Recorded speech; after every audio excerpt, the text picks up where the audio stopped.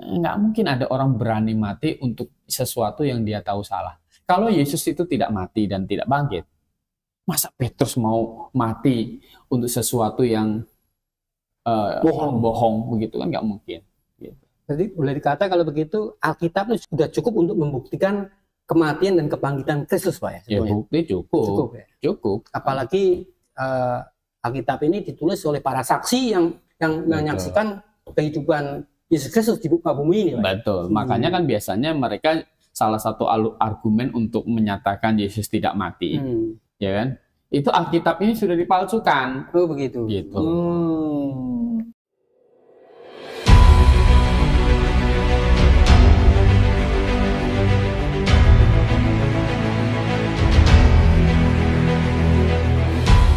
Selamat malam saudara yang dikasihi Tuhan, ujilah segala sesuatu dan peganglah yang baik. Anda bersama dengan kami di sini kembali di acara podcast kebenaran, di mana kanal YouTube ini menyajikan video-video yang isinya mengupas tentang tema-tema tentang kekristenan.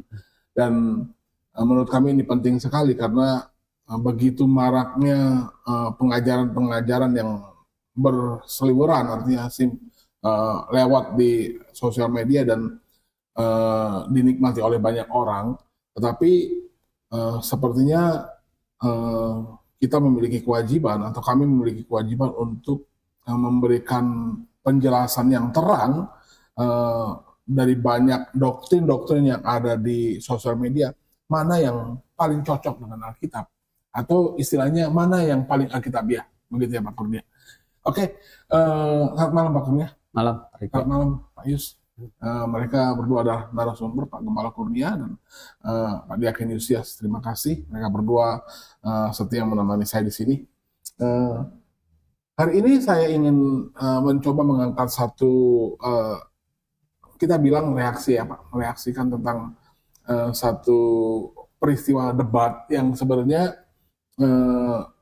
disajikan streaming lewat kanal YouTube. Dan kebetulan debat ini menurut saya banyak ditunggu-tunggu oleh orang-orang Indonesia, gitu loh. Karena rupanya debat ini adalah debat antara dua orang yang memiliki pengetahuan latar belakang agama yang berbeda. Yang satu Kristen diwakili oleh Pak Esa Soru, yang satu dari pihak Muslim diwakili oleh Ustadz Kainama, begitu. Dan memang tema debatnya adalah historical tentang kematian Yesus Kristus. Gitu. Yang jelas yang dibahas tentang kekristenan. Iya. Jadi pembahasan utamanya adalah adakah bukti-bukti sejarah tentang kematian Yesus Kristus? Kira-kira seperti itu. Dan menjadi menarik sekali karena kenapa saya bilang ini bisa jadi sangat subjektif, tetapi saya menilai sepertinya salah satu narasumber yang ada di acara debat itu seperti tidak membawakan data-data atau bukti-bukti otentik sejarah tentang yang bisa membuktikan menyangkal kematian Yesus Kristus secara eksplisit. Iya, tetapi dia mencoba mengupas ayat-ayat yang ada di Alkitab dan menafsirkannya sendiri sehingga menurutnya bahwa Yesus itu sebenarnya tidak mati.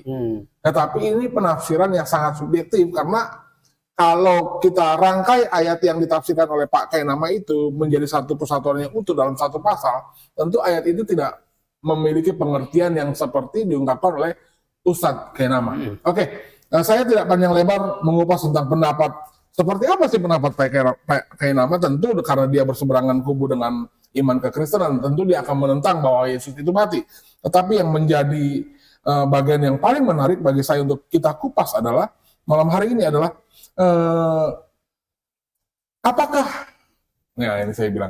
apakah Alkitab itu memiliki bukti-bukti yang sangat cukup dan memberikan penjelasan yang sangat bisa diterima oleh orang-orang yang membaca Alkitab bahwa Yesus itu benar-benar mati.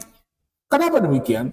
Karena karena ada kitab yang di luar dari Alkitab menentang kenyataan bahwa Yesus ini mati. Ada yang mengajar bahwa Yesus itu diserupakan, diselamatkan. Ada yang bilang bahwa Yesus itu macam-macam, tiba-tiba diangkat ke surga. Lalu apa kata Alkitab tentang sejarah Yesus Kristus, testimoni tentang peristiwa kematian dan kebangkitannya. Silakan Pak Kamal Kurnia. Jadi kalau ditanya apakah Alkitab ada bukti ya? Iya. Bukti Yesus mati, Yesus bangkit, ya tentu ya banyak sekali. Tentang kematian Tuhan Yesus saja, waktu Tuhan Yesus masih hidup begitu, masih pelayanan, dia seringkali memberitahu kepada murid-muridnya bahwa dia akan menderita. Oke. Dia harus pergi ke Yerusalem, dia harus menderita, kan gitu. Nah, murid-muridnya waktu itu Petrus juga belum ngerti, kan gitu. Malah dia melarang, gitu. Jangan, gitu. Dia halangin, gitu kan. Dan ya, memang akhirnya kan Yesus itu ceritanya jelas di Alkitab, 4 Injil mencatat kematian Tuhan Yesus, bagaimana dia mati di atas kayu salib, begitu. Jadi mengenai kematian tentu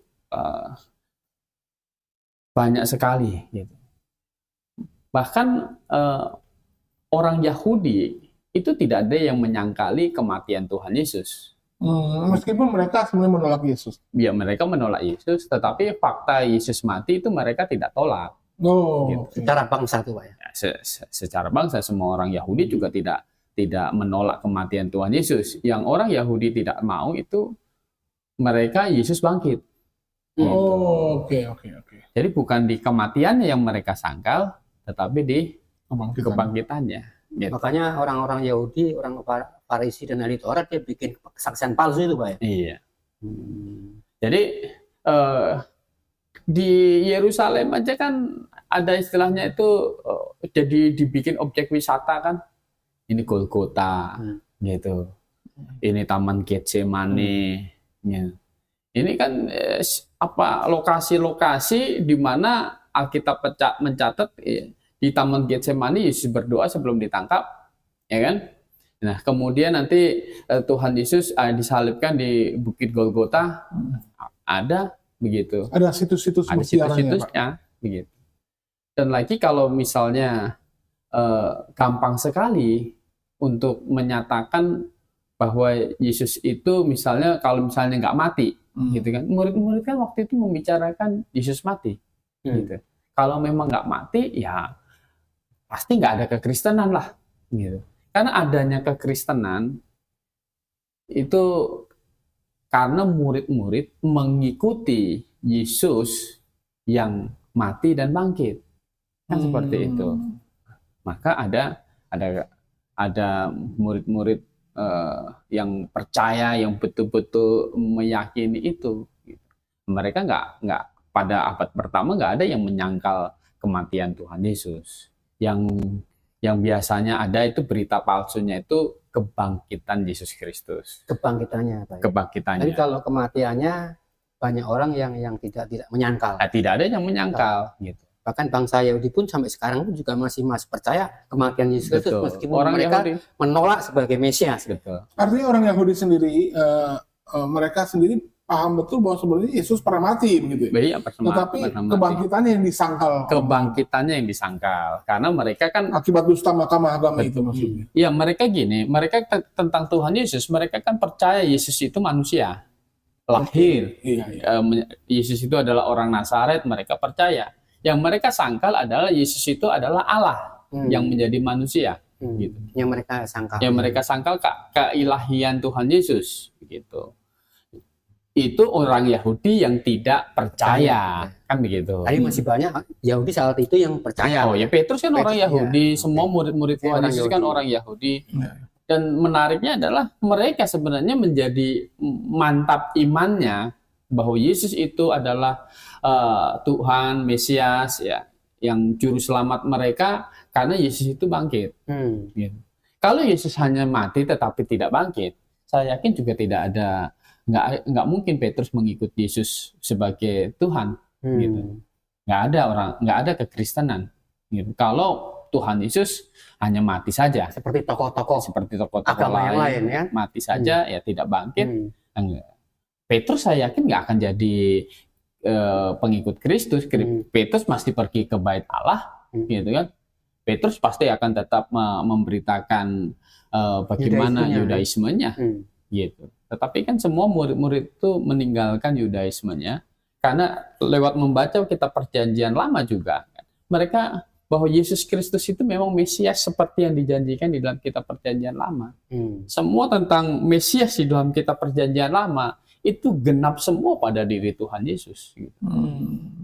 Karena mengenai penderitaan dan kebangkitan Tuhan Yesus, di Perjanjian Lama itu kan sudah dinubuatkan. Gitu. Perjanjian baru menggenapinya. Yesus menggenapi itu. Gitu. Yesaya pasal 53 itu membicarakan tentang kematian Sang Mesias, hamba yang menderita, dan tetapi juga akan dibangkitkan di situ. Gitu. Jadi mati dan kemudian bangkit kembali. Nah, oleh karena itulah murid-murid juga tadinya waktu Yesus Kristus ditangkap kan gitu, mereka kan tercerai-berai. Mereka tercerai-berai. Bahkan mereka itu udah ada yang kembali mau jadi nelayan lagi.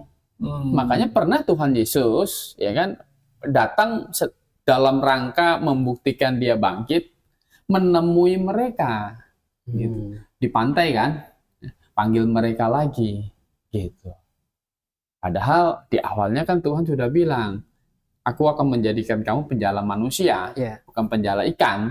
Tapi mereka sudah balik lagi ke profesi awalnya gitu. Mengapa? Karena mereka tadinya kan kecewa.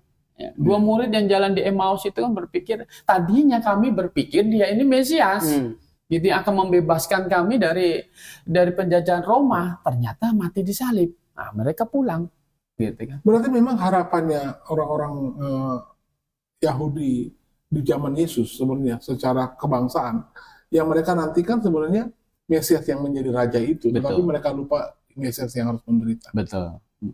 Ya, jadi mereka begitu. Tetapi setelah kebangkitan kan, setelah kebangkitan bisa bayangkan Petrus yang tadinya penakut kan, ditanya sama hamba perempuan, kamu ini orang Galilea ya, kamu muridnya Yesus ya, nyangkal kan, gitu. Dan 3 kali Petrus nyangkal.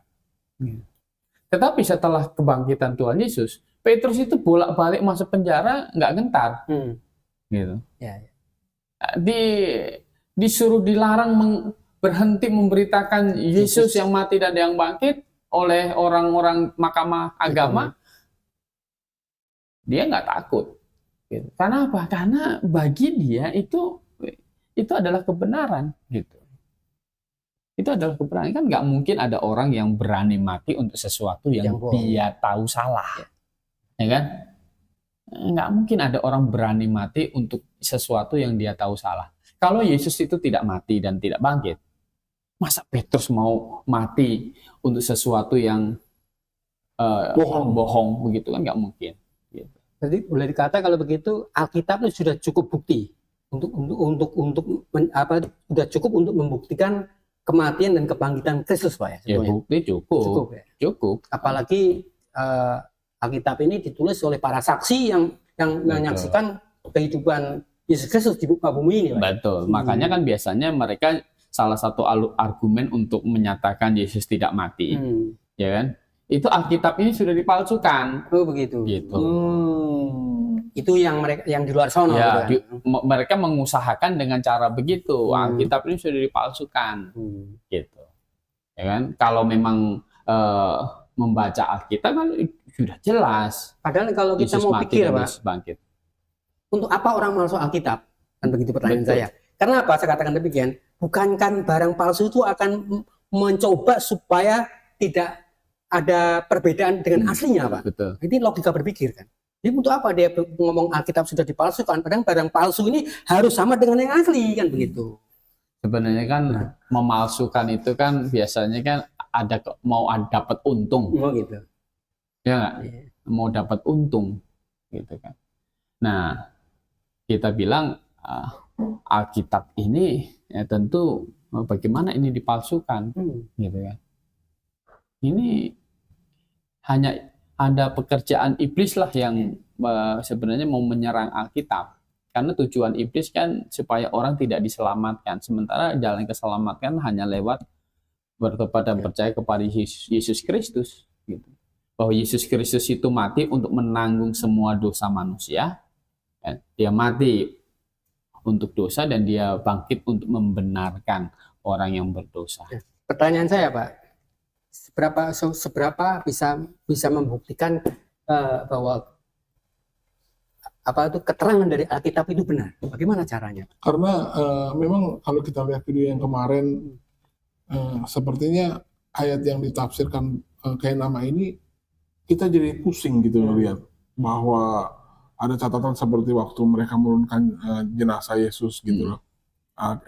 Mereka tafsirkan itu adalah tubuhnya saja yang sebenarnya bisa disembuhkan dengan aloe vera yang beratnya 30 kilo gitu, yang fungsinya adalah menghilangkan rasa sakit dan mematikan virus dan segala macam. Jadi makanya saya bilang nonton debat kemarin itu sepertinya kayak Mike Tyson lawan anak SD kelas 1 gitu. Iya. Karena seperti tanpa perlawanan, tetapi biarlah Pak Kurnia menjelaskan bagaimana kira-kira rentetan peristiwa yang tidak bisa disangkal maksud saya gini, kematian Yesus sendiri. Bagaimana kita bisa yakin bahwa catatan peristiwa yang dicatat Alkitab itu benar? Begini, kalau misalnya catatan Injil ini salah, ya, udah pasti nggak ada kekristenan, gitu. Nggak ada orang mau percaya Lukas, nggak ada orang mau percaya Kristen, Paulus segala macam kan begitu. Kalau kesaksian itu tidak benar itu. Betul, kan gitu, gampang saja, gitu. Kekristenan ini kan bayangkan, ini mengubah dunia, gitu. Orang Yahudi hari dia berkumpul Sabatnya Sabtu, orang Kristen akhirnya jadi Minggu sampai hari ini, termasuk murid-murid Tuhan Yesus yang tadinya orang Yahudi, kan gitu. Mereka meninggalkan sinagog, meninggalkan hari Sabat, mereka melakukan pertemuan hari Minggu. Karena apa? Karena memang Yesus bangkit pada hari pertama. Ada makna rohani di situ ya, Pak? Betul. Itu kan mengubah dunia. Dan sampai hari ini pun juga dunia hari Minggu libur, Pak. Betul. Nah, tahun AD, tahun Masehi, gitu. Itu saja membuktikan pengakuan bahwa Yesus itu sejarah, gitu, histori. Gitu. Dari tahunnya dipakai secara tahun dunia, Masehi, gitu. Tahun AD Anno Domini, tahun Tuhan kita. Begitu kalau bahasa Latinnya. Itu sudah nggak bisa disangkal lagi. Betul. Artinya sebenarnya berita tentang kematian dan kebangkitan Yesus sendiri ini berita viral pada waktu itu yang mengglobal, mendunia itu maksudnya. Iya betul. Artinya gini, kalau misalnya orang tidak fakta Yesus itu tidak mati, tidak bangkit, gitu ya. Khotbah Petrus di hari Pentakosta itu menjadi ngomong kosong. Padahal itu disaksikan oleh dunia. Ya, disaksikan orang-orang Yahudi yang dari mana-mana gitu. Kan gitu. Itu menjadi nggak berarti, gitu. Bohong nih gitu ya. Oh, iya, gitu kan. Nah kalau misalnya pemberitaan Petrus itu dianggap sesuatu dusta, mana ada orang mau percaya kan gitu. Tetapi mereka semua akhirnya diyakinkan, gitu. Karena Petrus itu menggenapkan bahwa peristiwa hari Pentakosta itu, di mana Roh Kudus dicurahkan di Yerusalem, itu menggenapkan nubuatan Nabi Yoel. Gitu. Ini Tuhan mencurahkan roh di sini, mereka tidak mabuk gitu. Dan catatan Injil kan tentang kematian Tuhan Yesus itu menarik begini. Kenapa Yesus pasti mati gitu? Tidak seperti yang hanya pingsan nanti bisa sembuh begitu kan. Gitu. Dengan obat yang berkilo-kilo itu kan nggak mungkin. Besok pada waktu peristiwa Yesus mati itu, besoknya itu adalah hari Paskah. Gitu. Jadi nah, pada hari raya Paskah itu nggak boleh mayat tergantung. Nah, tidak boleh mayat tergantung. Jadi harus masuk diambil semua. Nah, waktu penjahat di kiri kanan Tuhan Yesus, gitu, yang dilakukan prajurit apa? Mematahkan kakinya. Supaya apa? Mereka mati. Gitu.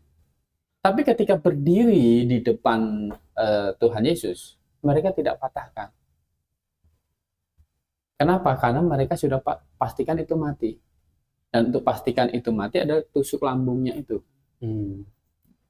Sudah berisi air kan? Dan darah. Begitu. Air campur darah. Betul. Jadi sudah mati. Begitu. Jadi tidak dipatahkan lagi kakinya. Nah, prajurit-prajurit itu tahu dengan pasti itu sudah mati. Dan memang prajurit Roma itu orang-orang yang cerdas, orang-orang yang sudah biasa mengisi orang menyalibkan orang. Jadi dia mengerti mana yang sudah mati dan mana yang belum mati, Pak. Kan begitu. Spesialisasi itu penyaliban itu. Nggak sembarangan. Begini, kita aja nggak usah terlalu cerdas juga tahu ini yang mati apa tidak, kan begitu. Iya. Gitu. Nah, jadi itu pasti fakta sejarah gitu. Kalau Yesus tidak mati, sebenarnya Petrus pun juga tidak akan ikut Tuhan Yesus gitu kan. Dan Kristus juga bangkit. Sekali lagi ini satu paket. Kalau mati saja, nah itu bukan juru selamat juga. Yesus juru selamat, dia mati, dikubur dan bangkit. Kebangkitannya ini membuktikan dia adalah Allah yang menjadi manusia. Mesias, juru selamat manusia. Baik, Pak Kurnia, terima kasih. Masih ada bagian kedua yang kita mau coba menggali lebih dalam lagi tentang fakta-fakta sejarah peristiwa rangkaian kematian Yesus Kristus beserta dengan kebangkitannya. Karena ini penting, Pak.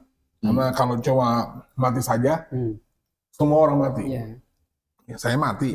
Kita semua mati. Tetapi bangkit ini menjadi sangat penting sekali karena kalau ternyata Yesus mati saja dan tidak bangkit, maka sia-sia kita menjadi orang Kristen. Betul. Kan begitu. Betul. Tetapi nanti kita akan lanjut membahas satu pertanyaan lagi atau dua pertanyaan lagi.